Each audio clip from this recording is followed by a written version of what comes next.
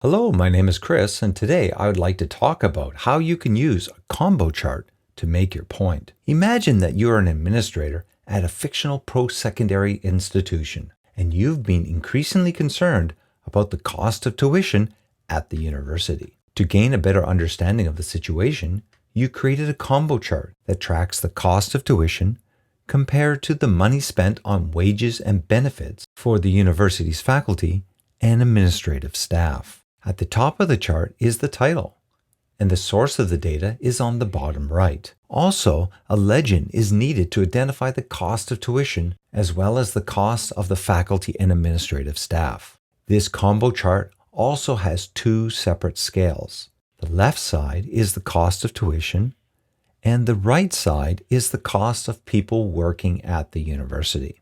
Now you're ready to write a three-part description and analysis examining the relationship between the rising cost of tuition and staff costs. In the beginning, the executive summary should identify the main relationship of interest. For example, the growing cost of tuition over the past 2 decades in relation to the staffing costs at the university warrants a closer look to ensure that high-quality, affordable post-secondary education remains a central tenet of our institution. Next, the description of the data needs to identify the most significant trends in the combo chart. So let's start with a line chart. Over the last 2 decades, tuition rose twofold from $8,000 in 2000 to $16,200 in 2020. Similarly, the cost of faculty wages and benefits has almost doubled from $40 million in 2000 to $79.7 million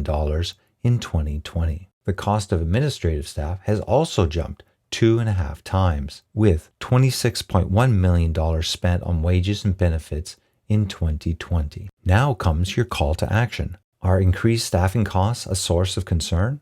Although it may seem that salaries and benefits are the primary driver of tuition increases, the amount of money invested in our faculty reflects our university's commitment to providing high-quality education and ensuring a low teacher-to-student ratio. Moreover, it is imperative to be able to attract and retain quality educators. In terms of the university's administrative staff, increased rules and regulations has been the driving force behind the ballooning number of people needed to prepare the documentation demonstrating the university's compliance and commitment to quality education.